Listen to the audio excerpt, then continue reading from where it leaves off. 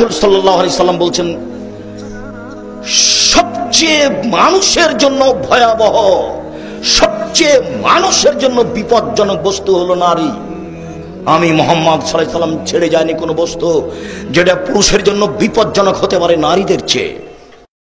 এক বেহায়া নারী, বেপর্দা নারী, যেই মেয়ে, যেই মহিলা নিজের রূপ যৌবন অন্য পুরুষকে দেখাইতে পছন্দ করে, গোটা পৃথিবীতে মানুষের সমাজে যত মানুষ এবং জন্তু জানোয়ার আছে পৃথিবীতে, তার মধ্যে সবচেয়ে নিকৃষ্ট জানোয়ার ওই মহিলা। করে চারটা, আওয়াজ করে বলতে হবে কয়টা? মাত্র চারটা কাজ কোন নারী যদি পৃথিবীতে করে, ওই নারীর জন্য জান্নাতের 8টা দরজা খুলে দিবে কে? আওয়াজ করে বলতে হবে, খুলে দিবে কে? বিশ্বনবী বললেন, আল মারআ। নিঃসন্দেহে শেষ জামানায় উম্মতে মুহাম্মাদের মধ্যে মহিলাদের সাথে এমন কিছু একটা হবে, তারা ঈমান, আমল, পর্দা এগুলো ধরে রাখতে পারবে না। হাজার বুঝালেও বাসায় পর্দা রাখতে পারছেন না, পর্দা ছেড়ে বের হয়ে যাচ্ছে না। নবী সাল্লাল্লাহু আলাইহি ওয়াসাল্লাম বলেছিলেন, 2 শ্রেণীর মানুষ আছে যাদেরকে আমি দেখিনি, তারা জান্নাতে যাবে না, জান্নাতের গন্ধও পাবে না। এক শ্রেণীর মানুষ হচ্ছে এমন নারীরা যারা কাপড় পরবে কিন্তু নগ্ন থাকবে, অন্যর দিকে আকৃষ্ট হয়, অন্যদেরকেও আকৃষ্ট করে। এই মৌলভী বংশী যেরকম শায়েখ আব্দুর রাজ্জাক সাহেব একজন নামে আছেন এবং আরো অন্য অনেকে আছেন, তাদের ওয়াজে শুনলাম ওনারা কেউ বলতেছেন নারী সে পাপিষ্ঠ, সে নাকি নাউজুবিল্লাহ মিন জালিক, সে পাপিষ্ঠ, সে অভিশাপ, সে কুলক্ষণে অমুক তমুক, মানে এত বাজে বাজে মন্তব্য করতেছে। এইগুলো সম্পূর্ণ কোরআন বিরোধী স্টেটমেন্ট, কথাবার্তা। কিভাবে? নারী কাকে বলে? নারী হইল যে নফসি খান্নাস রূপী শয়তান যুক্ত। হাকিকতে আমরা যেহেতু সুফি দর্শনে কথা বলি, সুফি দর্শনে নারী বলা হয় যে নফস খান্নাস রূপী শয়তান যুক্ত, যে নফস খান্নাস রূপী শয়তানের মধ্যে মিলে মিশে একাকার হয়ে আছে, তিনিই নারী। যে বন্ধনে আবদ্ধ তিনি নারী, যিনি মোহগ্রস্ত তিনিই নারী। এখন যে নফস মোহগ্রস্ত সে নারী, যে নফস বন্ধনে আবদ্ধ সে নারী, যে নফস রিপুর মধ্যে সম্পূর্ণরূপে বশীভূত হয়ে রয়েছে সেই নারী। আর পুরুষ বলা হয়েছে যে নফস খান্নাস রূপী শয়তান মুক্ত, যে নফস পবিত্র সে পুরুষ। খান্নাস রূপী শয়তান মুক্ত নফসকে পুরুষ বলা হয়, বন্ধন মুক্ত নফসকে পুরুষ বলা হয়, রিপু মুক্ত নফসকে পুরুষ বলা হয়, মোহমুক্ত মোহমায়া মুক্ত নফসকে পুরুষ বলা হয় হাকি সুফি দর্শনে। এই জন্য কোরআনের মধ্যে অসংখ্য সুন্দর সুন্দর বর্ণনা নারীদেরকে, নরদেরকে এবং পুরুষদেরকে নিয়ে আছে। এখন আমাদের সমাজে বলে থাকে নারীরা রাষ্ট্রনায়ক হতে পারবে না, নারীরা রাষ্ট্রনায়ক হতে পারবে না, তোমরা তোমাদের রাষ্ট্রনায়ক পুরুষকে করো, এই লইয়া ভুল ব্যাখ্যা দেওয়া ওয়াজও করছে। কিন্তু এই নারী সেই নারী না, হ্যাঁ, যাহা বলেন তাহা না। এই নারী কোন নারী যে পুরুষকে তোমরা রাষ্ট্রনায়ক বানাও? এই পুরুষ কখনোই লিঙ্গের পুরুষ না, লিঙ্গগত পুরুষ না, জেন্ডারগত পুরুষ না। এই পুরুষ হচ্ছে খান্নাস রূপী শয়তান মুক্ত পবিত্র নফসের অধিকারী যে পুরুষ, যে মুমিন, যে রসুল, তাকে বলছে রাষ্ট্রনায়ক বানাতে। তখন বলা হয়েছে যে রাষ্ট্রের নায়ক, যিনি রাষ্ট্র পরিচালক, যিনি সে যদি খান্নাস রূপী শয়তান মুক্ত হয়, মুমিন হয়, রসুল হয়, তাহলে সেই রাষ্ট্রের উন্নতি জগতে কেউ ঠেকাইতে পারবে না। তার জলজন্ত প্রমাণ হইল আইয়ামে জাহেলিয়াতের যুগে এই বর্বর আরব জাতির মধ্যে মোহমায়া মুক্ত, খান্নাস রূপী শয়তান মুক্ত, জিন মুক্ত যে মহাপুরুষ মুহাম্মদ মুস্তাফা সাল্লাল্লাহু আলাইহি ওয়াসাল্লাম 570 খ্রিস্টাব্দে আগমন করলেন আরবের বুকে। সেই বর্বর আরব জাতিকে উন্নত জাতিতে পরিণত করেছেন কে? একজন খান্নাস রূপী শয়তান মুক্ত মহাপুরুষ। এজন্য পুরুষকে বলা হয়েছে তোমরা রাষ্ট্রনায়ক করো, কারণ যিনি খান্নাস রূপী শয়তান মুক্ত তিনি পুরুষ। পুরুষ হইলে কি হয়? খান্নাস মুক্ত নফসের লোভ থাকে না, হিংসা থাকে না, অহংকার থাকে না, কামনা থাকে না, বাসনা থাকে না, মোহমায়া থাকে না, জমাকরণের পাচারকরণের কোন প্রকার খায়েশ তার নাই। তার একটাই থাকে, উদ্দেশ্য লক্ষ্য থাকে, সেটা হলো সেবা করা এবং মানবের উন্নতি করা, সৃষ্টির উন্নতি করা, জগতের উন্নতি, সমাজের উন্নতি করা। সেই উন্নতি শুধু রাষ্ট্রীয় অবকাঠামোর নয়, সেই উন্নতি কখনোই রাষ্ট্রীয় আপনার অর্থনীতির নয়, সেই উন্নতি রাষ্ট্রীয় অবকাঠামো, অর্থনীতি এবং মানুষের ব্যক্তিত্বের উন্নতি, মনোজগৎ প্রাণজগতের উন্নতি সে করবে এবং তার দৈহিক এবং সামাজিক, পারিবারিক এবং সমস্ত দিকে তার উন্নতি হবে, যার জলজান্ত প্রমাণ মহানবী মুহাম্মদ সাল্লাল্লাহু আলাইহি ওয়াসাল্লাম। তিনি আইয়ামে জাহেলিয়াতের সন্ত্রাসীদেরকে মুমিনে পরিণত করেছেন। তিনি মূর্তি পূজারকদেরকে, এই লোকমোহের পূজারীদেরকে তিনি রবের পূজারী বানাইছেন, রসুলের অনুসারী বানাইছেন। একজন মুক্ত পুরুষ পারেন। এখন আমাদের সমাজে দুইটা ওই জিনিসটাকে ব্যবহার করে, যখন মানুষ হাকিকি বুঝতে পারে না তখন বলে নারী উনি নেত্রী হইতে, উনি রাষ্ট্রনায়ক হইতে পারে না, পুরুষকে বানাইতে হবে। আরেকটা বলে যে হ্যাঁ, এই পুরুষ যারা, নারী যারা, তারা আমাদের সমাজের জন্য বোঝা, এই সেই। নারী কলেজে যাইতে পারবে না, অফিসে যাইতে পারবে না, নারী শিক্ষা গ্রহণ করবো ক্লাস 5 পর্যন্ত। কে বলেছে? ইসলামে কোনখানে আছে? নর এবং নারীর এলেম বিদ্যা অর্জন করা ফরজ। নর এবং নারীর পর্দা করা আল্লাহর হুকুম। নরও পর্দা করবে, নারীও পর্দা করবে। পর্দা কিসের? আল্লাহ যে পর্দার কথা বলছে সেটা তাকওয়া। আল্লাহ যে পর্দার কথা বলছে সেই পর্দাটি হচ্ছে তাকওয়া। আর রসুল তাকওয়ার পর্দাও শিক্ষা দান করছেন এবং পোশাকের শালীনতাও শিক্ষা দান করছেন, আমাদেরকে দেখিয়েছেন। তাই এই রকম না যে একদম ফুল প্যাকেট হইতে হবে। এই প্যাকেট হওয়ার সিস্টেম এই 570 থেকে নিয়ে 632 পর্যন্ত ছিল না। কেন? বরকার কোনো অস্তিত্ব 632 খ্রিস্টাব্দে হয় নাই। হাত মোজা, পা মোজার কোনো অস্তিত্ব ছিল না। আমরা যদি গবেষণা করি দেখব যে পোশাকের আবিষ্কার করেছেন প্রাচীন চীন এবং জাপান। জাপান এবং চীন থেকে প্রথম পোশাকের আগমনটা হয়, সুতার আবিষ্কার হয়, কাপড়ের আবিষ্কার হয়।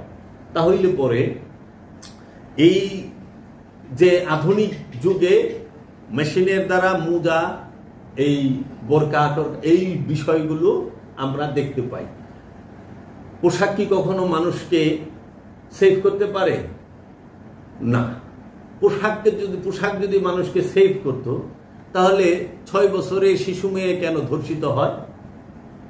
8 বছরের শিশু মেয়ে আসিয়া কেন ধর্ষিত হয়ে মারা গেল? এখানে কি পোশাকের দোষ? না। পোশাকের যদি দোষ হয়, গর্ভবতী নারী কিভাবে ধর্ষিত হয়? পোশাকের যদি দোষ হয় তাহলে পরে মধ্যবয়সী, বৃদ্ধা, গর্ভবতী, শিশু, এমনকি ছেলে, তাহারাও বলৎকার হচ্ছে। ছেলে তো পাঞ্জাবি টুপি পরা, ছেলে তো পাঞ্জাবি পায়জামা পরা, ওই ছেলেরে আবার আরেক পাঞ্জাবি পায়জামা পরানেওয়ালা সে বলৎকার করতেছে। কেন? পোশাকের জন্য? পোশাক ভালো পরে নাই, পর্দা করে না এই জন্য? না, ওই সমস্যাটা হইলো তার দৃষ্টিতে। এর জন্য আল্লাহ বলছেন সূরা মারিজের 29 নম্বর আয়াতে যে মুসল্লির 5 নম্বর গুণ হইল যে মুসল্লি সে তার লজ্জা স্থানকে হেফাজত করবে। খেয়াল করেন, মুসল্লি তার লজ্জা স্থানকে হেফাজত করবে। তাহলে মুসল্লি কি শুধু নর ছেলেরা? নারীও তো মুসল্লি। এখন আমাদের সমাজে নারীর মুসল্লি হইবার দেয় না, এটা তো আল্লাহ করে না, এটা মৌলবী সাহেবরা করছে, এই উদ্দেশ্যমূলক ভাবে করছে। এই পৃথিবীতে অনেক কিছু উদ্দেশ্যমূলক ভাবে স্বার্থের জন্য চালাইছে, আস্তে আস্তে এগুলো উদ্ঘাটন হবে। তাহলে মুসল্লিকে আল্লাহ বলছে যে যিনি মুসল্লি তিনি তার লজ্জা স্থানকে হেফাজত করে। সেই লজ্জা স্থান কি? একটি লজ্জা স্থান হইল এই দৃষ্টি, আর হইল মস্তিষ্ক। এই মস্তিষ্কের মধ্যে মানুষ সমস্ত স্মৃতি জমা করে রাখে, সমস্ত খায়ের যা আছে জমা করে রাখে। এই স্মৃতি বন্ধন বিস্মৃতি মুক্তি, স্মৃতি বন্ধন বিস্মৃতি মুক্তি। কারণ স্মৃতির ভিতরে থাকলেই আপনি বন্ধনে থাকবেন, নারী জগতে বসবাস করবেন, মানে বন্ধনে মোহযুক্ত হয়ে থাকবেন, পুরুষ হইতে পারবেন না। এর জন্য নারীর লজ্জা স্থান হেফাজত করতে বলে নাই, বলছে মুসল্লি তার লজ্জা স্থানকে হেফাজত করবে। যিনি মুসল্লি, মুসল্লির লজ্জা স্থান কি? দৃষ্টি আর মস্তিষ্ক। এই দৃষ্টি আর মস্তিষ্ক নর এবং নারী দুইজনেরই হেফাজত করতে হবে। এখন দৃষ্টি সেটা হেফাজত না করে, মস্তিষ্ক হেফাজত না করে হেফাজত করবার গেছে লিঙ্গরে, পুরুষ লিঙ্গ, পুরুষ জেন্ডার, আপনার মেল জেন্ডার, ফিমেল জেন্ডার। এখন আপনি লজ্জা স্থান যেটাকে আপনার লিঙ্গকে, সেটা আপনার লিঙ্গ হোক যদি আপনি সেটাকে খুব সুন্দর করে কাপড় দিয়ে আবৃত করছেন, ঠিক আছে, কিন্তু নজরকে আপনি আবৃত করতে পারেন নাই, নজরের দৃষ্টির মধ্যে আপনি পর্দা দিতে পারেন নাই। দৃষ্টির মধ্যে পর্দা না দিতে পারার কারণে আপনি দেখবেন এই আসিয়ার মতো 8 বছরের শিশু কন্যা, এই নিষ্পাপ শিশুটা মহাপাপিষ্টের খপ্পরে পড়ে তার এই নিষ্পাপ জীবনটা দেওয়া লাগলো। সে একটি মানুষের মোহের শিকার হয়ে সে তার জীবন হারাইল। এইরকম শত শত বেপরদা মানুষ আমাদের সমাজে আছে। ইমাম সাহেব নামাজ পড়েন, তিনি বলৎকার করেন। যে ব্যক্তি রোজা রাখে, রোজার মাসে দর্শন হয় কেমনে? রোজার মাসে হাদিস শরীফ, সারা জীবন হাদিসের শরীফে শুনলাম যে 2-3টা হাদিস খুব প্রচলিত। সেটা কি? রোজার মাসে আল্লাহ রাব্বুল আলামিন শয়তানকে শিকল দিয়ে বেঁধে ফেলেন, জাহান্নামের দরজাগুলো বন্ধ করে দেন, জান্নাতের দরজাগুলো চালু করে দেন। আবার রোজার মাসে যে যত তাড়াতাড়ি ইফতার করে সেই বান্দা আল্লাহর কাছে তত প্রিয়। আবার হাদিসে শুনি যে এই রোজার মাসে কি ওনারা আমাদেরকে শোনায়, ক্যালেন্ডারও পাওয়া যায়, রহমতের 10 দিন, মাগফিরাতের 10 দিন, নাজাতের 10 দিন। রহমতের 10 দিনে প্রায় এই 10 রমজান পর্যন্ত 93টা ধর্ষণ হয়েছে রোজার মাসে। আমরা খবরে যতটুকু পেয়েছি, আমরা খবরের মধ্যে দেখেছি 93টা ধর্ষণ এবং বলৎকারের ঘটনা অলরেডি রোজার মধ্যে ঘটল। তাই এক গাজীপুরের এক মৌলনের সামনে ধরছে, সে বলল যে শয়তানের ওয়াসওয়াসায় করে ফেলেছি।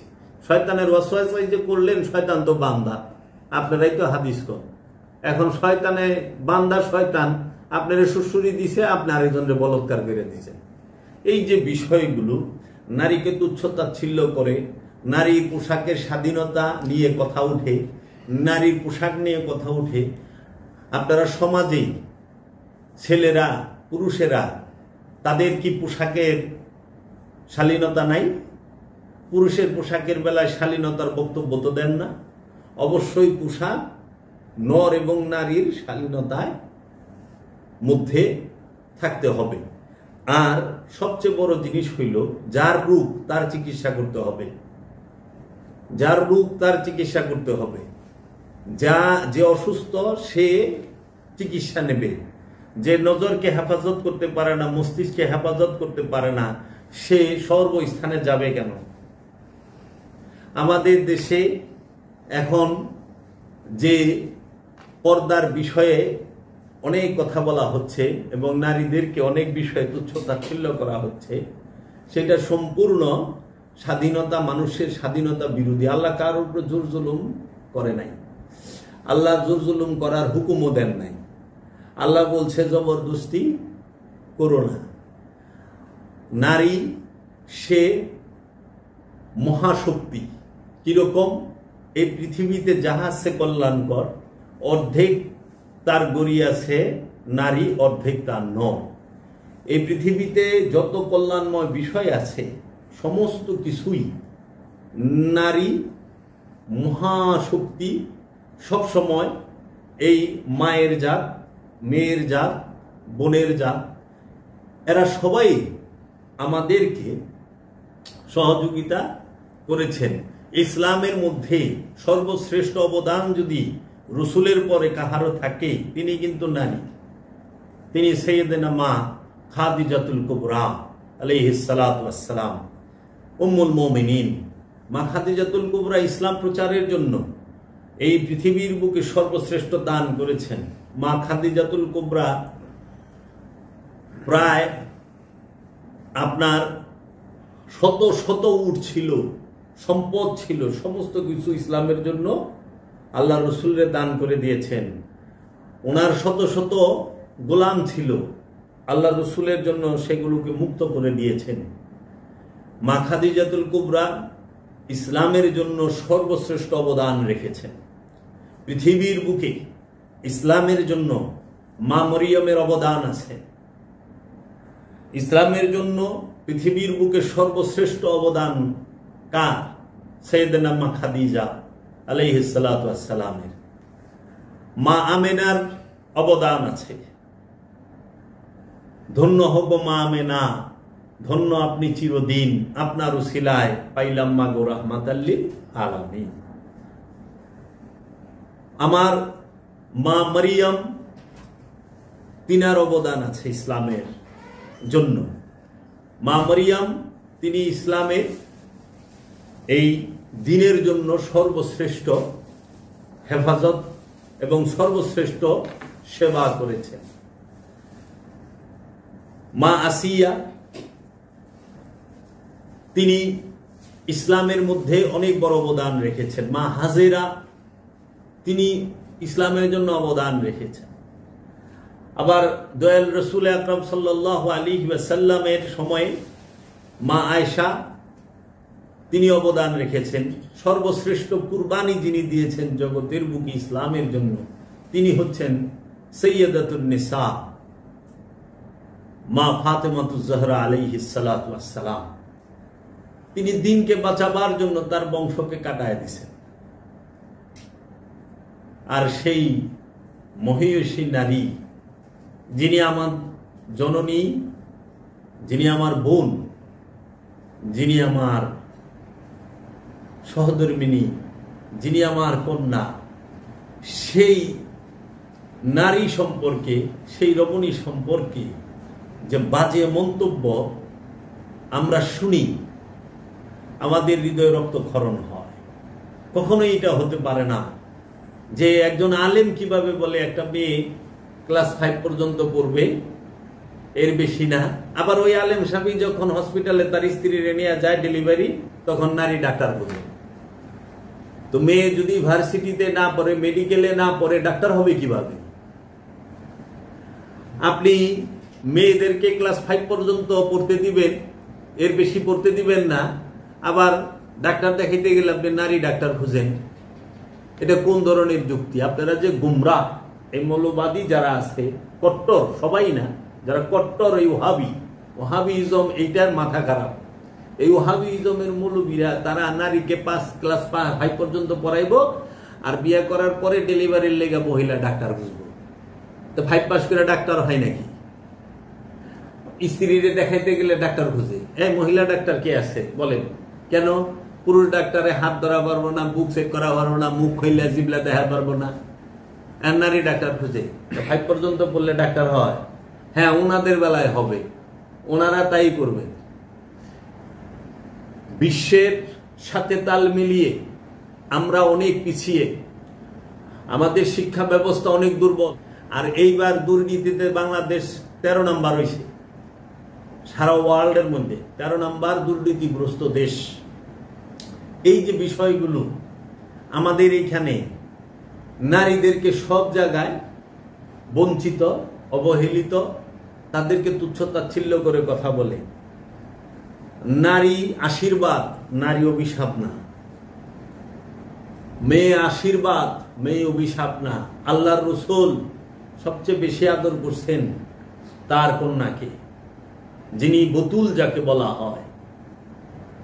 মা ফাতেমা আলাইহিস সালাতু ওয়াস সালাম, তিনি তার যখন 5 বছর বয়স, 5 কি 6 বছর বয়স, আল্লাহর রাসূলের উপরে কাফেরেরা জালিমেরা কুটের গুবরি ফেলে দিয়েছিল যখন রসুল সেজদায়রত অবস্থায় ছিলেন।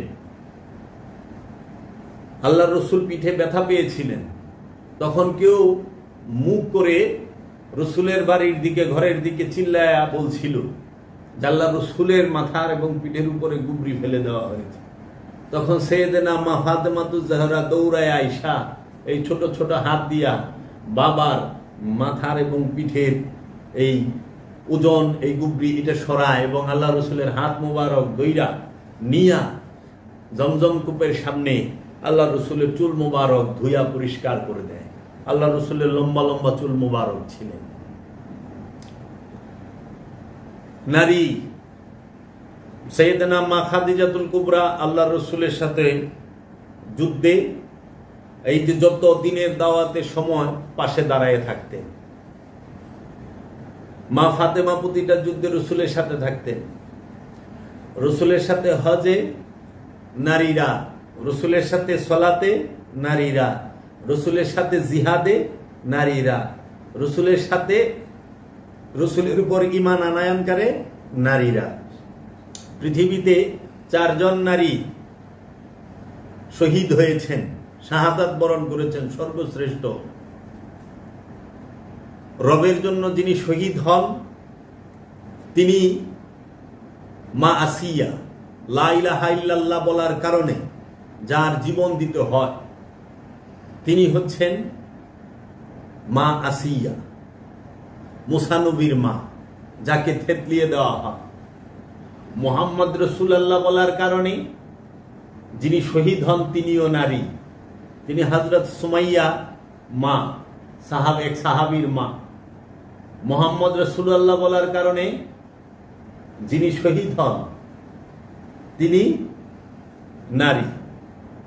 লা ইলাহা ইল্লাল্লাহ বলার কারণে যিনি শহীদ হন তিনিও নারী। আর আলিউন ওয়ালিউল্লাহ বলার কারণে যিনি শহীদ হন তিনি সাইয়েদেনা মা ফাতেমাতুজ জাহরা আলাইহিস সালাতু ওয়াস সালাম, তিনিও শহীদ হন। আল্লাহর জন্য শহীদ হয় মা আসিয়া, রসুলের জন্য শহীদ হয় সর্বপ্রথম নারী হযরত সুমাইয়ার মা। আর মাওলা আলী কারামাল্লাহু ওয়াজহুর জন্য যিনি প্রথম শহীদ হন তিনি সাইয়্যিদাতুন নিসা মা ফাতেমাতুজ জাহরা। ইসলাম ধর্মের মধ্যে নারীর মর্যাদা 3 গুণ, পুরুষের 1 গুণ। আল্লাহ রসুলকে হাদিস শরীফে বলা হয়েছে, জিজ্ঞেস করা হয়েছে, ইয়া রাসূলুল্লাহ, এই পৃথিবীর বুকে সবচেয়ে সম্মানিত এবং মর্যাদাবান কে? আল্লাহর হাবিব বলছে মা। আবার জিজ্ঞেস করা হয়েছে, ইয়া রাসূলুল্লাহ, এই পৃথিবীর বুকে সবচেয়ে ইজ্জত, সম্মান, মর্যাদাবান কে? তখন বলছে মা। আবার জিজ্ঞেস করা হয়েছে, ইয়া রাসূলুল্লাহ, এই পৃথিবীর বুকে সর্বশ্রেষ্ঠ মর্যাদাবান কে? তখন বলছেন মা। তারপরে আবার যখন আরেক সাহাবী জিজ্ঞেস করছে, ইয়া রাসূলুল্লাহ, পৃথিবীতে সবচেয়ে মর্যাদাবান কে? তখন বলছে বাবা। 3 বার মায়ের কথা বলছে, 1 বার বাবার কথা বলছে। মায়ের পায়ের নিচে সন্তানের বেহেশত, মায়ের পায়ে চুম্বন করা, মায়ের কদমে সেজদা করা, সন্তানের জন্য জান্নাতের চৌকাঠের মধ্যে চুম্বন করা এবং সেজদা করা। পিতার চেহারা দেখা সওয়াব, পিতার চেহারা দেখা সওয়াব। আল্লাহ রসুল সাল্লাল্লাহু আলাইহি ওয়াসাল্লাম তিনি নারীর মর্যাদা দিয়েছেন 16 আনির মধ্যে 12 আনি, পুরুষের মর্যাদা 4 আনি। দেখেন কিভাবে, যদি ইসলাম ধর্মে সম্পদ বন্টন করতে যান দেখবেন স্বামীর সম্পদ থেকে স্ত্রী 2 আনির মালিক হয়, পিতার সম্পদ থেকে মেয়ে মালিক হয়, আবার মায়ের সম্পদ থেকে মেয়ে মালিক হয়। 3 ভাগ পাইল মেয়ে, কিন্তু স্ত্রীর সম্পদে ছেলে, পুরুষ স্বামী মালিক হয় না। স্বামী ছেলে মালিক হয় পিতা মাতার সম্পত্তিতে। সন্তানের সম্পদ সেটার মধ্যেও মা যদি নিঃসন্তান অবস্থায় অবিবাহিত অবস্থায় মারা যায় পিতা মাতা মালিক হয়। নারীর মর্যাদা 12 আনি দিয়েছে ইসলাম। এখন আমাদের দেশে যখন নারীরা আন্দোলন করে যে নারী পুরুষ সমান অধিকার, তখন নারীরাও আন্দোলনে নামে। আর আমাদের যারা বিরোধী আছে পুরুষ শক্তি, যে ওই যে নর শক্তি, যারা নাকি একঘেয়ামি ওহাবিদের যারা নাকি এজেন্ডা বাস্তবায়ন করেন, তাহারা বলেন কিসের নারী পুরুষ সমান অধিকার, শক্তিকে এক নাকি, অমুক নাকি, তমুক নাকি। আরে নারী পুরুষের সমান অধিকার না, নারীর অধিকার 3 ভাগ, পুরুষের অধিকার 1 ভাগ। নারী আর পুরুষের মধ্যে তফাৎ কোথায়? দৈহিক গঠনে। নফসের দিকে নর আর নারীর পার্থক্য আছে? নাই তো। নারীর হিংসা আছে, নরেরও হিংসা আছে। নারীর লোভ আছে, নরেরও লোভ আছে। নারীর যৌবন আছে, নরেরও যৌবন আছে। নারীর মোহ আছে, নরেরও মোহ আছে। নারীর কাম আছে, নরেরও কাম আছে। নারীরও প্রেম আছে, নরেরও প্রেম আছে। সব সমান, শুধু দৈহিক গঠনে ভিন্নতা। কেন? রব্বুল আলামিন এই সৃষ্টিকে অগ্রসর করার জন্য নর আর নারীর দৈহিক যে ভিন্নতা সেটা রেখে দিয়েছে, যেন সৃষ্টিটা আগে বাড়ে। একজন মায়ের মধ্যে তার সন্তানের খাবার থাকে, রিজিক থাকে। তাহলে পৃথিবীর বুকে এই নারীর 2টা দিক, প্রত্যেকটা জিনিসের 2টা দিক। একটা হলো হাকিকি, একটা হলো মেজাজি। এই জন্য আল্লাহ বলছে ওয়াল আউয়াল ওয়াল আখির ওয়াল জাহির ওয়াল বাতিন, আমি আদি আমি অন্ত, আমি জাহির প্রকাশ, আমি বাতিন। প্রতিটা বিষয়ের 2টা দিক, একটা হলো মেজাজি নারী আর একটা হলো হাকিকি নারী। মেজাজি নারী হইল যিনি স্ত্রীলিঙ্গ, যা দৈহিক গঠনে যার নারীত্ব প্রকাশ পায় এবং লিঙ্গের উপরে যে নারী, সেটা হইল মেজাজি প্রকাশিত। আর হাকিকি নারী হইল খান্নাস রূপী শয়তান যুক্ত। এই নারী নরও হইতে পারে, একটা ছেলেও নারীতে পরিণত। তো নারীও 2 প্রকার, আবার এই নরও 2 প্রকার। একটা হইল মুক্ত পুরুষ, আরেকটা হইল লিঙ্গের পুরুষ। তাহলে এই নারী পৃথিবীর বুকে বেশি। যে দৃষ্টিতে বলা হয়েছে নারী জাহান্নামী, সেই জাহান্নামী নারী হচ্ছে যে খান্নাস রূপী শয়তান যুক্ত নারী। সেই নারী অভিশাপ। সেই নারী কোন নারী? যে খান্নাস রূপী শয়তান যুক্ত। সে যে খান্নাস রূপী শয়তান যুক্ত, সেটা ছেলে হইলেও নারী। আর যে খান্নাস রূপী শয়তান মুক্ত, সে মেয়ে হইল পুরুষ। আর যখন সে পুরুষ হয়, তখনই সে রুহের দেখা পায়, রবের দেখা পায়, আল্লাহর ওলি হয়। যেরকম মা আসিয়া সর্বপ্রথম যিনি নারী হয়েও ন পুরুষ, যিনি ওলি, সে হচ্ছে বাবা আদমের সাথে মা হাওয়া। দ্বিতীয় মা আসিয়া, তিনি দৈহিক গঠনে নারী, কিন্তু নফসের দিকে সে পুরুষ, খান্নাস রূপী শয়তান মুক্ত। মা আসিয়ার সাথে আল্লাহ কথা কইছে, নারীর সাথে আল্লাহ কথা কয় না। আল্লাহ কথা কয় পুরুষের সাথে, আল্লাহ কথা কয় ওলির সাথে। শয়তান রূপী খান্নাস যুক্ত নফসের সাথে আল্লাহ কথা কয় না। এর জন্য দেখেন, এরা যে সবাই নারী, এদের সাথে আল্লাহ কথা কয় না, এরা নিজেরাই আল্লাহরের কথা শোনায়। আল্লাহ কোনদিন মানুষের সাথে কথা কয় না, আল্লাহ কথা কয় পুরুষের সাথে, আল্লাহর ওলির সাথে। এর জন্য মা আসিয়া, তিনি পুরুষ, তার সাথে আল্লাহ কথা কইছে। তারপরে দৈহিক গঠনে নারী মা মরিয়ম, কিন্তু কোরআন বলতেছে তার সামনে রূপ প্রকাশিত হয়েছে রসুল রূপে, এবং তিনি আল্লাহর সাথে সরাসরি কথা বলছেন। তিনি দৈহিক গঠনে নারী, কিন্তু নফসের দিকে সে পুরুষ, খান্নাস রূপী শয়তান মুক্ত, এবং সে ওলিয়ে কামেল।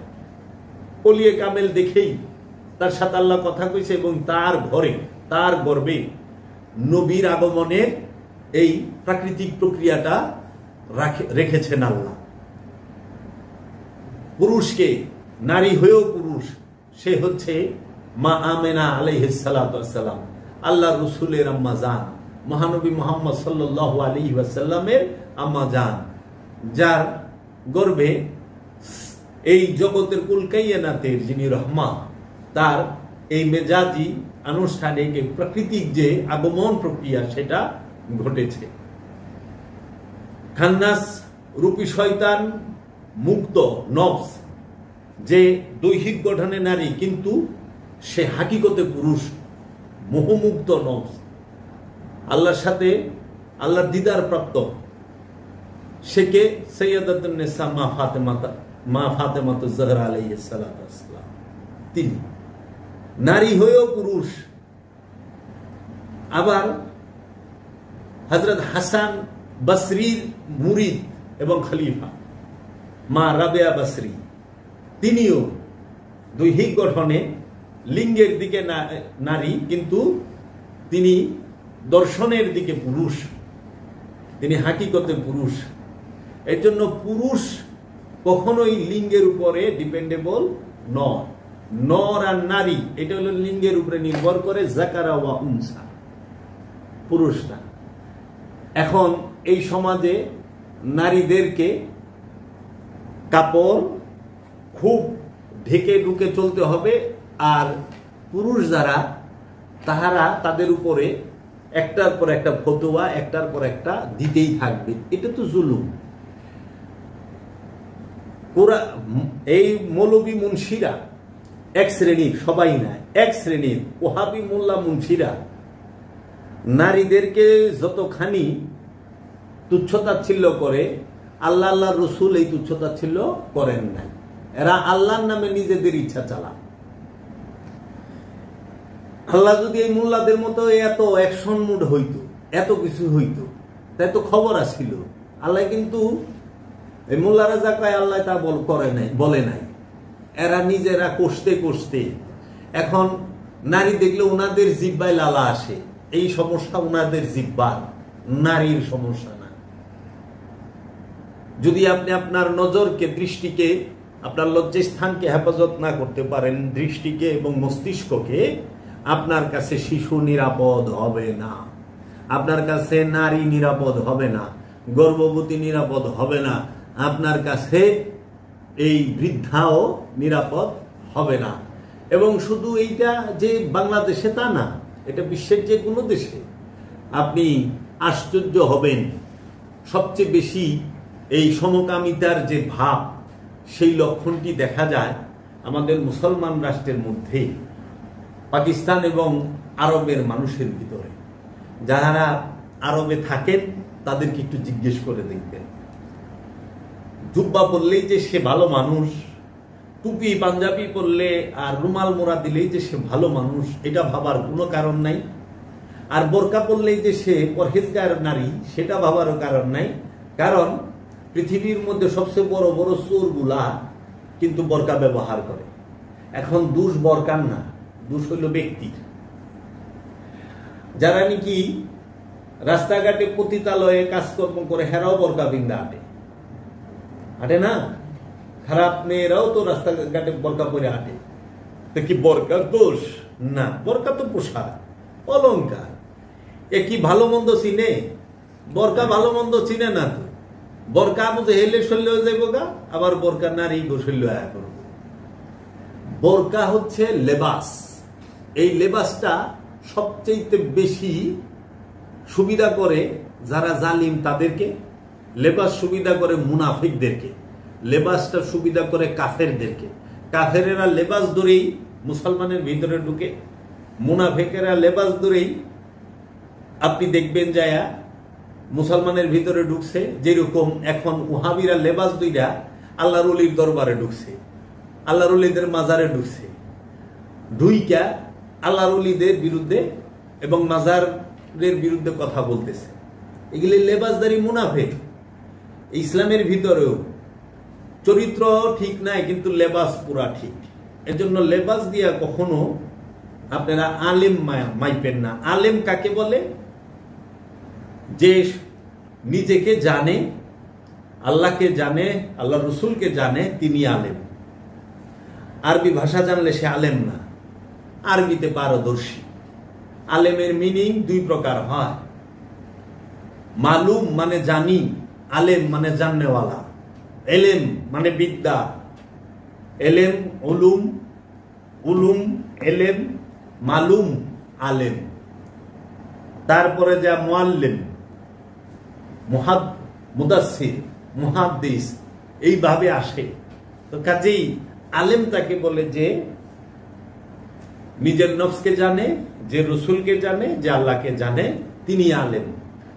আর যারা আরবি জানে আর হলো মেজাজি আলেম। এর জন্য আলেম কখনো বলৎকার করে না, বলৎকার করে আরবি জাননেওয়ালায়। আর সৌদি আরবেও আরবি জাননেওয়ালারা বলৎকার করতো, কিন্তু কোন আলেমে বলৎকার করে না। এর জন্য আমরা ভুল বলি, মাওলানা বলা হয়। এখন যে আরবি জানে, যে ওয়াজ নসিহত করে, আরে মাওলানা কয়। আরে মাওলানা শব্দের অর্থ হইল যিনি সদাপ্রভু। আল্লাহ যার সাথে সর্বক্ষণ অবস্থান করেন তিনি মাওলানা। আরবি জানলে, ওয়াজ করা জানলে মাওলানা হয় না। মাদ্রাসায় জীবনও পড়ে নাই, কিন্তু সে আল্লাহর ওলি, তারাই মাওলানা করে। এর জন্য আমরা ওলিদেরকে মাওলানা বলি। মাওলানা দুই প্রকার, একটা আরবি জানা মাওলানা, ওয়াজ করে না মাওলানা, আর একটা হলো আল্লাহর সাথে সর্বক্ষণ সর্বসময়ে অবস্থান করে, সর্বসময়ে থাকে যিনি, তিনি মাওলানা। হাফিজ, হাফিজ যে আরবি মুখস্থ করছে সে না, যে নুরি কোরআনকে সিনায় ধারণ করছে সে হাফেজ। নুরি কোরআনকে যে সিনায় ধারণ করছে সে হাফেজ। যে আরবি কোরআনকে মস্তিষ্কে মাথায় মুখস্থ করে রাখছে সে হলো মেজাজি হাফেজ, অর্থ জানে না। এর জন্য আমরা দেখি এই কোরআনের মধ্যে হলুদ গাবি জবর কথা আছে। কোরআনের মধ্যে 13 থেকে 14 জায়গায় বিয়াকরণ যাইব না, বিয়া এই নিষেধ, সেই ঘটনা আছে। কোরআনের মধ্যে ফেরাউনের ঘটনা আছে। এখন খতম তারাবিতে ফেরাউনের ঘটনা আল্লাহরে শুনাইতেছি, যে বিয়া কই কই করবেন না, আল্লাহ কেউ জাগা মাইরা খায়েন না, এইরকম কথাবার্তা অর্থে তো দাঁড়ায়। এর জন্য বুঝতে হবে আগে, আমরা যেন ভুল না করি। কোরআনের বাংলা অর্থ, আরবির বাংলা অর্থ জেনে যদি পড়ে, তখন বুঝবো নারীর মর্যাদা, নরের মর্যাদা কোরআনে কি দিয়েছে, পুরুষের মর্যাদা, নারীর মর্যাদা কি। পুরুষ জান্নাতি, নারী জাহান্নামী। যদি নারী জাহান্নামী হয়, নারী যদি মেয়ে হয়, তাহলে তো সব নারী জাহান্নামী হয়ে যাবে গা। এই নারী মেয়ে নারী না, এই নারী হলো খান্নাত যুক্ত নব, সেই নারী। কোন খান্নাত যুক্ত নব সে জান্নাতে যাবে না। জান্নাতে প্রবেশ করবে সব পুরুষ, তারা চিরযুবক থাকবে। সেই পুরুষ খান্নাস রূপী শয়তান মুক্ত নফসের অধিকারী, সেই পুরুষ। যদি নারী জান্নাতি জাহান্নামী হয়, তাইলে একদম হাওয়া থেকে লই এই পর্যন্ত সবারই তো যাওয়ার লাগবে, নজুবিল্লাহ মিন জালিক, এটা তো না। আর যদি খান্নাস মুক্ত পুরুষ হয়, তাইলে পরে সমস্ত, তিনি দৈহিক আকৃতিতে নারী হইল সে পুরুষ। এর জন্য জান্নাতে যাইব খান্নাস মুক্ত পুরুষে, আর জাহান্নামে যাইব শয়তান রূপে খান্নাস যুক্ত নফস নারী। এই জন্য নারী অভিশাপ, পুরুষ আশীর্বাদ। এই পুরুষ এই এর পুরুষ না, বুঝছেন না, লিঙ্গের পুরুষ না। আপনাকে যে বাত্তি, এই বাত্তি পুরুষ না, যে কয় না বংশের বাত্তি, বংশের চেরাগ, এই চেরাগ পুরুষ না। ওইটা হলো আল্লাহর মনোনীত খান্নাস রূপে শয়তান মুক্ত পুরুষ। তাই আমাদের নারী সমাজের মেয়েদের সোচ্চার হইতে হবে, এই ধর্মান্ধদেরকে রুখে দিতে হবে। অবশ্যই প্রতিটা মেয়ে, এবং সবার উদ্দেশ্যে বলতেছি, আমার মা বোনেরা, মেয়েরা সবাই পড়াশোনা করতে হবে। আমাদের পড়াশোনা করতে হবে, জ্ঞান গবেষণা করতে হবে, কোরআন গবেষণা করতে হবে। কোরআন গবেষণা করে দেখবেন নর আর নারীর মর্যাদা কোরআন সমান দিছে। নর আর নারীর মর্যাদা থেকে পুরুষের মর্যাদা, এটার কোনো তুলনাই নাই। সমস্ত পুরস্কারই পুরুষের জন্য। সেই পুরুষ নফসের ভেতরগত, সেই পুরুষ কখনো দৈহিক পুরুষ না। দৈহিক পুরুষ যদি হয় তাহলে আবু জেহেল জান্নাতে যাইব গা। দৈহিক পুরুষ যদি জান্নাতি হতে ফেরাউন জান্নাতে যাইব গা। দৈহিক পুরুষ যদি জান্নাতি হতে নমরুদ জান্নাতে যাইব গা।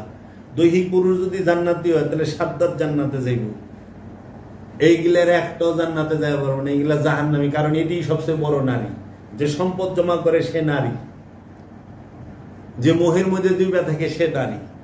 এর জন্য আমার মেয়েদেরকে, বোনদেরকে পড়াশোনা করতে হবে। পড়াশোনা করে এই জাহেল, আবু জাহেল মার্কা যে ওহাবি, এই সৌদি আরবের আব্দুল ওহাব নজদির উনাশারি যারা নারীদেরকে বাক্সে বন্দি করছে, রুমে বন্দি করছে, ঘরে বন্দি করছে, যে শুধু নারী কি করবে, ঘরে খানা পাকাবে আর পুরুষে স্বামীর সেবা করবে, শরীর দাবাবে, পাও দাবাবে, বাস। এই নারীর কর্ম। আল্লাহ কি নারীর এর জন্য পাঠাইছে? আল্লাহ তো নারীরও মুমিন হইতে কইছে। আল্লাহ নারীরও মুমিন হইতে কইছে। যে জ্ঞান অর্জন করে নাই সে মুমিন হয় কেমনে? যে রসুলের কাছে যায় নাই সে মুমিন হবে কিভাবে? স্বামীর সেবা করে কেউ মুমিন হইতে পারে? স্বামী তো জাহান্নামী, স্বামী বলৎকারী, স্বামী রেপিস্ট, মানে বউ জান্নাতি জীবন কই পাইলে? এইগুলো আজকে দেখেন, এই ওহাবিদের যে চক্রান্ত, এটা ওহাবি ধর্ম, রসুলের ধর্ম না। রসুলের ধর্মের মধ্যে নারীর মর্যাদা অসীম। আপনারা যে আন্দোলন করলেন, নারী গেলে ওই সময় তো কোন নাই যে বেপরদা নারী আসছেন কেন? হ্যাঁ, জুব বুঝা কূপ মারেন? হ্যাঁ, যখন আপনার গাল কাটে, আপনার শরীর কাটে, যখন ড্রেসিং করতে আসে, নারী আসছেন কেন? পুরুষকে পাঠান। কি ব্যাপার তা তো বলেন না। খাবার রান্না করেন, নারী শুধু খাবারেই থাকবো। আমেরিকার নারীরা এখন নাসায় যায়, নাসার বিজ্ঞানী, মহাকাশে যায়। আর সৌদি আরবের নারীরা মাত্র ড্রাইভিং লাইসেন্স পাইল, মাত্র তাদের ড্রাইভিং লাইসেন্স দিছে। আমাদেরকে এই সৌদি আরবের ওহাবি মৌলবাদীরা, এই আব্দুল ওহাব নজদির অনুসারীরা আমাদেরকে হাজার হাজার বছর পিছায় রাখছে এই জগৎ থেকে, জ্ঞান বিজ্ঞান টেকনোলজি থেকে। কিভাবে? এই ওহাবি মৌলবাদীরাই বলেছেন ছবি তোলা হারাম, ছবি তুললে হাবিয়া দুজকে যাইবা, ছবি তোলা জায়েজ নাই, ছবি তুললে এই হইব, পুর বা জল বা ছাই হইবা, কয়লা হইবা, কত ভয় দেখাইছে। রহমতের ফেরেশতা করে ডুববো না, রহমতের ফেরেশতা আইব না, এগুলো সব বাটপারি কথা এবং হুয়া মিথ্যা। এগুলো এলো রসুলের হাদিস না, আব্দুল ওহাব নজদির হাদিস। কেন? উমাইয়া আব্বাসিয়ার হাদিস। কেন? যে জিওলজি প্রাণী জগৎ সম্পর্কে, আপনি প্রাণী জগৎকে পরিচিত করাইতে গেলে তো ছবি লাগবে। আর প্রাণী জগতের সাথে চিকিৎসা বিজ্ঞান জড়িত। আপনাদের চিকিৎসা বিজ্ঞান থেকে সরাই দিছে, প্রাণী জগৎ থেকে সরাই দিছে। এই জন্য আপনারা এখন আরবিয়ানরা শিখায় ফা, ফা ইয়ানি ফিল, আইন ইয়ানি আসাদ, হ্যাঁ, হা ইয়ানি হেসান, হেসান মানে গোড়া, ফিল মানে হাতি, আসাদ মানে সিংহ, ত মানে তিক। আর আপনারা হিগেন উতে উজু, আতি আজান। শিশু হিগব কি? প্রাণী জগৎ থেকে সরাই দিছেন। এরাই কেব কেন ছবি হারাম করলো? কারণ পৃথিবীর বুকে সবচেয়ে বেশি অপকর্ম উমাইয়া আব্বাসিয়া এবং এই এজিদ মুআবিয়ারা করছে এবং এই ওহাবি করছে। মানুষ এক ছবি খুঁজতো, রাইখা ঘরের টাঙ্গাইয়া, মনে করেন জুতার মালা, জান্ডু, হাসনের মালা, এই হলার মালা দিয়া বুইরা তার সকাল বিকাল বুইরা মাইসের জান্ডু জুতাতে পিটাইতে হবে। এলে কইছে দূর ইমুন ফটো আমারে দিবি, ছবি হারাম। আর আল্লাহর মহাপুরুষ নবী রাসূলদের ছবি মোবারক আইনা ঘরে সাজায়া গোলাপ চন্দন ফুলের মালা দিয়া তাদেরকে সব সময় সম্মান ইজ্জত তাজিম করতো। এর লেগে ছবি হারাম করে দেয়। এখন যে মৌলবী কয় ছবি হারাম, এই ছবি উঠা কি কই? এখন হারাম কি হালাল করেছেন কিছু মৌলানা সব বসি, হজির ছবি তুলতে হবে, পাসপোর্টে হজে যায় পারে না, তো আমেরিকা ওয়াশ করবার যাবো যায় পারে না, ফ্রান্সে যাইব যায় পারে না, আরবে যাইব, পাকিস্তান যাইব, অন্ত পাসপোর্ট ছাড়া। এখন ছবি তোলা যায়। আরো ওখানে তো ওই কথা ভুলো কয় না, মাশাআল্লাহ। এখন কিতাব আছে, আমি কিতাব দেখামো, এরা যে কিতাব লিখছে। তাহলে আমাদেরকে জ্ঞান গবেষণার থেকে পিছিয়ে রেখেছে মুসলমান জাতিকে এই ধর্মান্ধ মৌলবাদী, এই আব্দুল ওহাব নজদি এবং এই উমাইয়া আব্বাসিয়া রাজবংশের এই গোরা মোল্লারা। আজকে ছবি ছাড়া বিশ্ব ব্যাংক অ্যাকাউন্টের ছবি, আইডি কার্ডের ছবি, পাসপোর্টের ছবি, ভর্তি ফর্মের ছবি, সব জায়গায় ছবি, ছবি ছাড়া কাজ হয় না।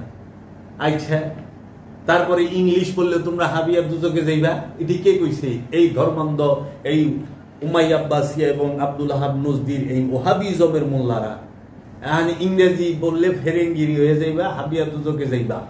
ইংলিশ পড়া মহাপাপ। আমার নানা মেয়ে ইংলিশই পড়ায় নাই। ওই যে হুজুরে কয়ে দিছে আসাদ মাদানি ক্লাস 5 পর্যন্ত পড়াই না, তাই করছে। হাই স্কুলে যাই বেরিয়ে দেয় নাই পর্দা। এখন এগো পোলা পান টাস টাস ইংলিশ ওয়াজ করে। আজাহারি কি সুন্দর টাস টাস ইংলিশ ওয়াজ করে না? ওই যে আবু তো মাঝে মধ্যে টাস টাস ইংলিশ করে। ইংলিশটা বলে হারাম, ফেরেঙ্গি গো ভাষা। ইংলিশ পড়লে হাবিয়ার দুজকে যাবে। আপনারা যে ইংলিশ পড়েন, শয়তান, শয়তানের গলা হইলো মাইক। ওই টেন্ডেস্টার ছিল না আগে ট্যাপ, এটা হলো শয়তানের বাক্স। এই মৌলবাদীরা বুঝে এই প্যান্ট শার্ট পরলে ফেরেঙ্গি হয়ে যাবে। আমার কাছে কিতাবের নাম আছে কারি ইসমাইলের, কুমিল্লা 60 নলের মৌলবী কারি ইসমাইলের লিখিত কিতাব, যে প্যান্ট শার্ট পরলে তুমি ফেরেঙ্গি, ইমান থাকবো না, মুসলমান হইবা না, কুট পরা হারাম, টাই পরা হারাম। এখন পাঞ্জাবির উপরে কুট পরতাছে। তা আমাদেরকে এই সভ্যতা, আধুনিকতা, সায়েন্স টেকনোলজি থেকে আমাদেরকে সরায় রাখছে কে? এই ধর্মান্ধ মৌলবাদীরা, যাহারা চিকিৎসা বিজ্ঞান থেকে পিছনে, যাহারা আপনার এই জ্ঞান গবেষণা থেকে পিছনে, গবেষণার খবর নাই, ডায়লগ মারে, হুজুর ওরা না বুকা, খাইটা মরতাছে, আমরা তো কিনুম, আমরা আরাম করুম হইয়া হইয়াতে। বিশ্বের মধ্যে এখন সায়েন্স টেকনোলজিতে ইউরোপিয়ান আমেরিকানরা মহাকাশে, আর আমরা মাত্র ড্রাইভিং লাইসেন্স পাইলাম। তারপরও আন্দোলন। আমি সৌদি তো দেখছি এইভাবে বয়ে বয়ে হইয়া হইয়া খাইলে রাজার পোলাও ফরাই যাব। এদেরকে বের করে আনতে হবে, অপসংস্কৃতি থেকে, অজ্ঞানতা থেকে বের করে আনতে হবে। এদের মাথাটা বড়া সবসময় যৌনতা বয়ে থাকে, এদের মস্তিষ্কটা বড়া যৌনতা। এরা 24 ঘন্টায় আমার মনে হয় যে এই ওহাবি মৌলবাদীরা, যে এই শুধু এই মৌলবাদী মানে মানুষ, সাধারণ মানুষ, যে মানুষটাই ওহাবি মতবাদটাকে ধারণ করে সেই তো মৌলবাদীর কাতারে আছে। সব সময় মস্তিষ্কের মধ্যে যৌনতা নিয়েই বসে থাকে, সর্বক্ষণ যৌনতা নিয়েই চিন্তা। এরা জান্নাতেও যাইবে ফিজিক্যাল রিলেশনের লেগে, এরকম একটা বাপ যেখানে হুরের সেবা পাইব, এই লোক নামাজ পড়বার লইছে। কি একটা অবস্থা! এটি কে করেছে? আমাদের এই সমাজে ওয়াজ নসিহত থেকে হয়েছে। নারীর প্রতি বিদ্বেষ একদিনে হয় না। নারীকে সমাজ অবহেলিত, নিষ্পেষিত, নির্যাতিত একদিনে করে নাই। এই বাংলাদেশের নারীদেরকে অসম্মান, অবজ্ঞা এবং তাদেরকে বেজ্জতি তিলে তিলে ওয়াজ করে। আপনি ওয়াজগুলো শুনেন, মাইক লাগাই স্টেজে হাজার হাজার মানুষের সামনে। আল্লাহ কইছে কোন নারীর কথা, রসুল কইছে কোন নারীর কথা, আর এরা কয় কোন নারীর কথা। তা নারী কি আপনার মা না? নারী কি আপনার বোন না? নারী কি আপনার স্ত্রী নয়? নারী কি আপনার মেয়ে নয়? তাহলে আপনার ঘরেই তো নারী। নারী ছাড়া কি আপনি আসছেন? না। এই নারী আপনার জননী তো আপনার হাত পাটাই না শক্ত করে দিছে যেন আপনি হাঁটতে পারেন, দাঁড়াইতে পারেন, চলতে পারেন। আর সেই নারী নিয়েই বাজে মন্তব্য, যে আমারে রক্ত পান করায় বড় করলো, যে আমার হাত পা তেল মালিশ করিয়া দাঁড়ানোর মতো শক্ত করে দিল, হাঁটার মতো যোগ্য করে দিল, সেই মায়ের জাতেরে বিশ্রী ভাষায় কথা বলতে নির্লজ্জ, লজ্জা করলো না? তাহলে পর্দা আপনি করেন, অনেক বেপর্দা আছে যে আপনার মতে সে শালীন না, আপনার মতে। আল্লাহর মতে শালীন কিনা ওটা তো আল্লাহরে জিগাইবেন। আর কে জাহান্নামে যাবে, কে জান্নাতে যাবে, এটা তো আল্লাহর উপরে ছাড়বেন। আপনি সেই দায়িত্ব নিছেন কেন? ব্যাত লইয়া, লাঠি লইয়া রাস্তায় আসবেন? হ্যাঁ, এই অধিকার কে দিল আপনারে? জোর করে আপনি বর্গা পরাইবেন? এই অধিকার তো আপনারা দেয় নাই কেউ। তো কাজী এগুলা পাইলেন কই? এগুলা উমাইয়া আব্বাসিয়াদের বানানো বিষয়। কারণ তাহারা ভোগী ছিল, তারা নারীদেরকে ভোগের পণ্য মনে করত। কিন্তু আধুনিক সমাজে তো তা না। এখন কিছু নির্লজ্জ বেহায়া আছে, এক ঘরে 3, 4 বউ, 5 বউ, 7টা বিয়ে করছে, এটা আবার ফেসবুকে, ইউটিউবে ভিডিও করে দেয়। আর লাগে জানি একেবারে ফুল packet, A to Z packet কি পর্দা? প্যাকেট কোনোদিন পর্দা না। পর্দা হইল তাকুয়া। আল্লাহ যে পর্দার কথা বলছে সেটা হলো তাকুয়ার পর্দা। আল্লাহ পোশাকের প্যাকেটের পর্দা কয় নাই। নইলে তো নুসরাত নামের একটা মেয়ে মাদ্রাসা পড়ুয়া, সে বোরকা পরা ছিল, আগুন দিয়ে জ্বালাই দিছিল না? যে জ্বালাইছে সেও ওই মাদ্রাসার প্রিন্সিপাল আলেম ছিল। তাহলে পর্দা পোশাক যদি বোরকা পরলে যদি রেপ না হয়, তাহলে নুসরাত রেপ হইল কেন?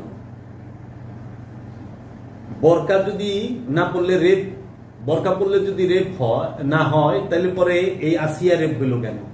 8 বছরের শিশু, 6 বছরের শিশু। কাজেই নারীদেরকে অবজ্ঞা করলে আপনার সমাজই অবজ্ঞার মধ্যে থাকবে। তাই তো কবি বলেছেন, আমাকে একটি শিক্ষিত মা দাও, আমি একটি শিক্ষিত জাতি দেব। মা যদি শিক্ষিত হয়, সন্তানও শিক্ষিত হবে। কারণ সন্তানের সর্বশ্রেষ্ঠ গুরু এবং সর্বশ্রেষ্ঠ সংস্কৃতি এবং ঐতিহ্য এবং পারিবারিক রীতিনীতি, সভ্যতা বাচ্চা যার কাছ থেকে শিখে সে হইল নারী, মা। এই মায়ের কাছে। এবং প্রতিটা শিশুর প্রথম 7 বছর, আল্লাহ রসুল বলছে জন্ম থেকে 7 বছর, এই সময়টা হলো সর্বশ্রেষ্ঠ শিক্ষার সময়। এই সময়ে সে যা বিল্ড আপ করবে, সে যা প্রতিষ্ঠিত করবে, তার মধ্যে তাই নিয়ে এসে থাকবে। এই 7 বছরের ভিতরে শিশুকে প্রতিষ্ঠিত করতে হবে। তার ইচ্ছা, আকাঙ্ক্ষা, পোশাক আশাক সবকিছু কেমন হবে। তো কাজেই এই নারী শিক্ষিত হইতে হবে। যদি নারী শিক্ষিত না হয় কি হবে? তো কাজেই আপনি দেখেন নারীর নিয়ে সব জায়গায় বৈষম্য, সব জায়গায় বৈষম্য। নারী মুরিদ হইতে পারবে না রাসূলের কাছে। কে কইল? কোরআনে আল্লাহ কইছে? এটা ওয়াহাবী মৌলবাদীরা কইছে। আল্লাহর ওলিদের কাছে নারীদের যাইতে দেবে না। নারী মসজিদে যাইয়া নামাজ পড়তে পারবো না, আল্লাহ নিষেধ করছে না মৌলবী সাহেব নিষেধ করছে? মৌলবী সাহেব নিষেধ করছে। কারণ যে আমানু সেই সালাত করবে, আমানু সে সালাত করবে। কার সাথে সালাত করবে? তার রাসূলের সাথে, তার মুর্শিদের সাথে, তার ইমামের সাথে, তার পীরের সাথে, তার গুরুর সাথে। সেই সালাত কখনো জমাতবন্দি নয়, সেইটাও ব্যক্তিগত ভেতরগত দায়মি সালাত। এই দায়মি সালাতের শিক্ষাটা যখন সমাজে প্রতিষ্ঠিত হবে, নর আর নারীর জ্ঞানের স্তর অনেক ঊর্ধ্বে যাবে। তো কাজেই বৈষম্য তো অনেক জায়গায় আছে। কুরবানি করবেন, পুরুষরা যায় পশু কিনবো হাটে, নারী গেলে কেমন ভাইয়া মানুষে আইছে কেন? খালি ছেলেদেরকে কুরবানি করতে কইছে, আল্লাহ নারীদের কুরবানি করতে বলে নাই। আল্লাহ কুরবানি করতে বলছে প্রত্যেকটা মানুষকে। এখন কুরবানি করে জামাই আর বাপে, আনলে ভাইরা। নারী গো রাখছে হইল গুবরি দোয়ানের লেগে, মাংস ধুইব আর রানবো। যে কিন্তু নর নারী উভয়ের কুরবানি করতে হবে। সেই কুরবানিটা কি? বনের পশু না আমিত্ব নামক পশু? এই খান্নাস নামক পশু যে আমার নফসের সাথে, প্রতিটা নর নারী নফসের সাথে মিশে আছে, তারই কুরবানি করতে হবে। এখন এই কুরবানির মধ্যেও বৈষম্য। আপনি বাংলাদেশে কুরবানির হাটে যদি নারীরা যায়, মহাবিপদ। এর নামে সমালোচনা শুরু হয়ে যায়। আনছেন, নাম দিবেন, নারীর নাম নাই, সব আপনাকে এগুলা কি? একটু বিবেচনা করেন। আল্লাহ তো ইবাদতে বৈষম্য করে নাই, আপনারা করছেন। এটা আপনাদের সিস্টেম, আপনাদের বানানো সিস্টেম। যাকাত নর নারী উভয়ের দিতে হবে। যে ইমানদার তারই দিতে হবে। যে আমানু যাকাত দিবে, নর নারী না, আমানু যাকাত দিবে। আমানু নরও হয়, নারীও হয়। আমরা তো যাকাত দিতে দিয়ে ওখানে স্ত্রী স্বর্ণ আছে 100 ভরি, তাহলে সেটার যাকাত দেয় জামাই। কত কি দেখি স্বর্ণ হইলো তার, যাকাত দিতেছে জামাই, হবে? আচ্ছা, স্বর্ণের যাকাত হয়? স্বর্ণের মধ্যে তো শয়তান নাই, স্বর্ণের মধ্যে পায়খানা প্রস্রাব নাই। যাকাত তো হইব আমিত্বে। স্বর্ণের হইতে পারে সাদকা, দান করছে। আমার কাছে 100 ভরি স্বর্ণ আছে, আমি 10 ভরি দান করে দিলাম, 90 ভরি রইল, এটা হেফাজত থাকবো, থাকবে। কিন্তু আবার এই দানটা সদকাটা দিতে হবে গরিবদের মধ্যে, প্রতিষ্ঠানে না। অনেক বিষয় আছে। নারীদেরকে আমরা সব জায়গায় আমরা বৈষম্য করে রেখেছি, কিন্তু আমরা ইসলামে দেখতে পাই আমার দয়াল রসুলের সহধর্মিনী সাইয়েদানা মা খাদিজাতুল কুবরা, তিনি ব্যবসা করতেন। তার নিজের আন্ডারে শত শত দাসী ছিল। তিনি দান সাদকা অঢেল করেছেন, তিনি কুরবানি করেছেন, তিনি তার কন্যা মা ফাতেমাকে কুরবানি করেছেন, তিনি তিনার বংশকে ইসলামের জন্য কুরবানি করেছেন। এইটা গোপন করে রাখছে। একমাত্র ইসলামের জন্য সর্বশ্রেষ্ঠ দান সাইয়েদানা মা খাদিজাতুল কুবরা করেছেন। একমাত্র ইসলামের জন্য সর্বশ্রেষ্ঠ কুরবানি দিন রক্ষার জন্য যে করেছেন সে সাইয়েদানা মা খাদিজাতুল কুবরা, যিনি তার নিজের কন্যা মা ফাতেমাকে শহীদ হইতে দিয়েছেন ইসলামের জন্য। মাওলা আলী কারামাল্লাহু ওয়াজহু তিনিও শহীদ হয়েছেন, মাওলা হাসান শহীদ হয়েছেন, মাওলা হুসাইন শহীদ হয়েছেন, 12 ইমাম 14 মাসুম শহীদ হয়েছে। তো মা খাদিজার নসল, মা খাদিজার রক্ত, মা খাদিজার বংশ, মা খাদিজার আওলাদরাই তো ইসলামের জন্য শহীদ হয়েছে। আর অন্যরা যারা মারা গেছে তারা স্বার্থের জন্য মারা গেছে, দিন রক্ষার লেগা না। আর রসুলের প্রেমিকরা সাহাবায়ে কেরাম শহীদ হয়েছেন দিন প্রচারের জন্য। সাহাবায়ে কেরাম প্রচারের জন্য শহীদ হয়েছেন, দিনকে ফেলানোর জন্য শহীদ হয়েছেন, দিনের দাওয়াত দিতে যায় শহীদ হয়েছেন। আর আল্লাহর রসুলের মা খাদিজার বংশ দিন রক্ষার জন্য শহীদ হয়েছেন। তো কাজেই বাবা, নারী তো সর্বশ্রেষ্ঠ ত্যাগ করে। আমার মাই তো আমাকে দিনের শিক্ষার জন্য ছেড়ে দিয়েছে, যাও বাবা আমি তোমার দিনের শিক্ষার জন্য আমার মুর্শিদের কদমে দিয়া দিলাম, তুমি আমার মুর্শিদের গোলামি করো, আমার কোনো আফসোস নাই। এতে যদি তোমার জীবন যায় যাক, আমার হায় আফসোস নাই বাবা, আমি তোমাকে এই দিনের পথেই হাওলা করে দিলাম। নারী, নারীকে অবজ্ঞা যে জাতি করেছে সে জাতি উন্নত হইতে পারে নাই। যে জাতির মধ্যে নারী সবচেয়ে বেশি জ্ঞানী, গুণী, শিক্ষিত, সেই জাতি সবচেয়ে বেশি উন্নত।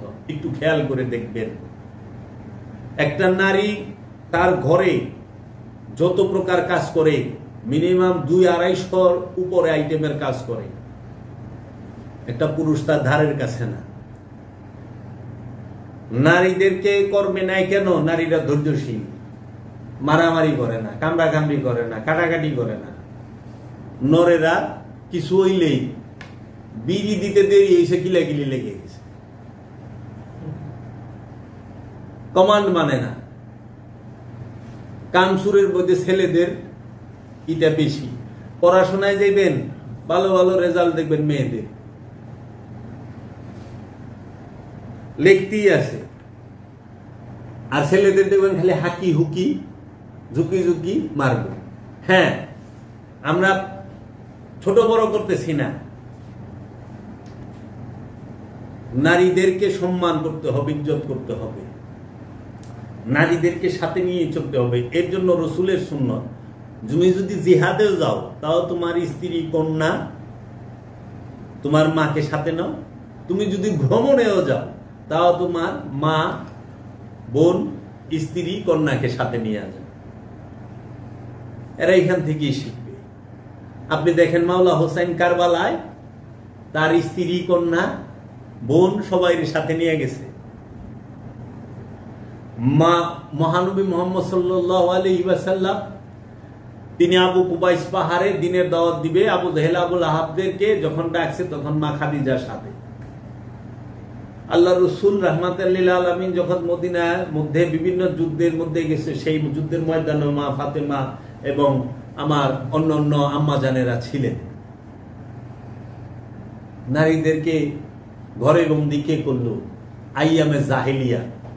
নারীদেরকে জিন্দা পুঁতে রাখতো কে? আইয়ামে জাহেলিয়া।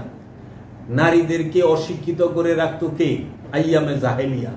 নারীদেরকে শিক্ষার আলো মধ্যে প্রবেশ করতে দিত না কে? আইয়ামে জাহেলিয়া। নারীদেরকে ভোগের পণ্য মনে করতো কে? আইয়ামে জাহেলিয়া।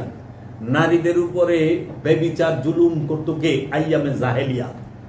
তো আইয়ামে জাহেলিয়াতের গোষ্ঠীরাই আজকে নারীদেরকে এইরকম অবজ্ঞা করে কথা বলে। এরা রসুলের আদর্শ নিতে পারে না, এরা আইয়ামে জাহেলিয়াতের চরিত্র স্বভাব লইছে, রসুলের লেবাস ধারণ করে। এরা নিজেদের দিকে তাকায় না। এর জন্য ফতোয়াবাজি না করে আমার মা বোনদেরকে আমি অনুরোধ জানাবো, আপনারা আপনাদের সন্তানকে সায়েন্স টেকনোলজি এবং এইটা শিক্ষা দিবেন জগৎ এবং পরিবার সমাজের উন্নতির জন্য।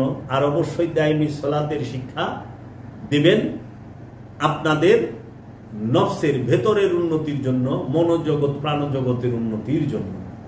নারীরা, প্রতিটা নারী অবশ্যই অবশ্যই একজন কামেল গুরুর বায়াত হয়ে আপনি আপনার নফসকে খান্নাস শয়তান মুক্ত করে পুরুষের আদর্শ ধারণ করবেন, যার মধ্যে লোভ, হিংসা, অহংকার, কামনা, বাসনা, মোহ, মায়া কিছুই থাকবে না।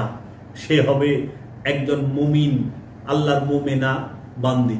তো কাজেই আল্লাহর দাস হবে। আপনারা অবশ্যই গুরু ধরবেন। এই এলমে তাসাউফ, সিনার এলেম, এইটা ব্যক্তি কেন্দ্রিক। আগে কখনোই জামাত বন্দি ইবাদতটা হয় নাই, ব্যক্তি কেন্দ্রিক হয়েছে। গুরুর কাছ থেকে শিক্ষা গ্রহণ করে ঘরে সে এই শিক্ষাটা লালন করেছে, ধ্যান করেছে, মুরাকাবা, মুশাহেদার দায়মি সলাত করেছে। অবশ্যই অবশ্যই প্রত্যেকটা নর এবং নারীকে ঈমান আনতে হবে। ঈমান যখন আনে তখন সে হয় ঈমানদার। আর ঈমানদার যখন এই নর এবং নারী হবে তখন অবশ্যই তাকে এই ঈমানদার নর এবং নারী যে ঈমানদার হয়েছে তাকে দায়মি সালাত করতে হবে, নফসের যাকাত দিতে হবে, তাকে এই হজ করতে হবে, জিন্দা কাবার তোয়াফ করতে হবে এবং অবশ্যই তাকে কুরবানি করতে হবে এবং আমলে সালেহা করতে হবে। নামাজ, রোজা, হজ, যাকাত, কুরবানি। নামাজ, যাকাত, রোজা, হজ, কুরবানি প্রত্যেকটা মেয়ে মানে নারী, প্রত্যেকটা নর মানে ছেলে করতেই হবে। এবং আপনি যাহা অর্জন করে যাবেন আপনাকে তাহাই দেওয়া হবে। কোন নারীর আমার কবরে আমার স্ত্রী যাবে না, আমার স্ত্রীর কবরে আমি যাব না, আমার মায়ের কবরে আমি যাব না, আমার কবরে আমার মা যাবে না। যার যার কবরে তার যেতে হবে আমলের উপরে। ওই যে ধর্মান্ধ ওহাবি মৌলবাদীদের সেই পুইরেন না যে জামাইয়ের পাও টিপা বেহেশতে যাইবেন, স্বামীর পায়ের নিচে বেহেশত, এটা ডাহা মিশা কথা। হ্যাঁ, এটা সত্য। অন্যদিকে এটা হাকিকি স্বামী, যিনি আল্লাহর রসুল, আল্লাহর ওলিয়ে কামেল, তিনি হল হৃদয়ের স্বামী। স্বামীও দুই প্রকার, একটি দৈহিক স্বামী আর একটি হৃদয়ের স্বামী। হৃদয়ের স্বামী নর এবং নারী উভয়ের হয়। হেন প্রাণ বন্ধু হৃদয়ের স্বামী আমার দয়াল রাসূল সাল্লাল্লাহু আলাইহি ওয়াসাল্লাম, তিনি আমার হৃদয়ের স্বামী। প্রত্যেকটা আমানুর হৃদয়ের স্বামী তার দয়াল রাসূল, তার দয়াল মুর্শিদ, তার দয়াল গুরু। আর দৈহিক স্বামী পরিবার অথবা নিজে চুজ করে যার সাথে পারিবারিক বন্ধনে আবদ্ধ হয়, বিবাহ বন্ধনে আবদ্ধ হয় এবং সংসার জীবন অতিবাহিত করে। সে একটি হইল সংসার জীবন, আরেকটি হইল আদর্শের জীবন। আদর্শ আর সংসার এক না। আদর্শের জীবনে হৃদয়ের স্বামীর প্রয়োজন, আর সংসার জীবনে দৈহিক স্বামীর প্রয়োজন। দৈহিক স্বামীর সাথে মিলন করলে আল্লাহর রহমতে ছেলে সন্তান হয়, মেয়ে সন্তান হয়। আর যে হৃদয়ের স্বামী, তার সাথে মিলন হইলে এই জ্ঞান নয়ন, থার্ড আই জাগ্রত হয়, যার মধ্যে তার ভেতরের যে এই মাকামে মাহমুদা যে তৃতীয় চক্ষু আছে, অন্তর চোখ যাকে বলা হয়, সেই চোখ, অন্তর চোখ ফুটে জাগ্রত হয়। সিনার এলেমে সে আলেম হয়, সিনার জ্ঞানে সে জ্ঞানী হয়। এই জন্য আপনারা অবশ্যই একজন কামেল মুর্শিদের সোহবতে থেকে এই পার্থক্যগুলো জেনে নেওয়ার চেষ্টা করবেন। জান্নাতে পুরুষ যাবে, সেই পুরুষ কখনো লিঙ্গের পুরুষ না, সেটা দর্শনগত পুরুষ, আদর্শের পুরুষ, খান্নাস রূপী শয়তান মুক্ত নফস, যে নফস আল্লাহর মহানূরের মাঝে ফানা ও বাঁকা হয়েছে, যে নফসের নিকটে রূপী রব প্রকাশিত বিকশিত হয়েছে, সেই পুরুষ জান্নাতি এবং সে চিরকুমার। এই জন্য মা মরিয়মের মরিয়ম তিনি একজন পুরুষ এবং মা সৈয়দাতুন নিসা মা ফাতেমাতুজ জাহরা আলাইহিস সালাতু ওয়াস সালাম তিনিও দৈহিক আকারে নারী, কিন্তু আদর্শের দিকে, দর্শনের দিকে সে পুরুষ। এর জন্য আমরা যেন সবাই পুরুষ হয়ে এই দেহ থেকে আমাদের নফসটাকে যেন বিচ্ছিন্ন হওয়া, মৃত্যু ঘটে, এই পুরুষত্ব অর্জনের জন্য আমরা যেন জ্ঞান এবং শিক্ষা অর্জন করি। অবশ্যই অবশ্যই নারীদেরকে আমরা সম্মান করব এবং মা বোনদেরকেও অনুরোধ রাখবো, অবশ্যই আপনারা পারিবারিক সামাজিক শালীনতা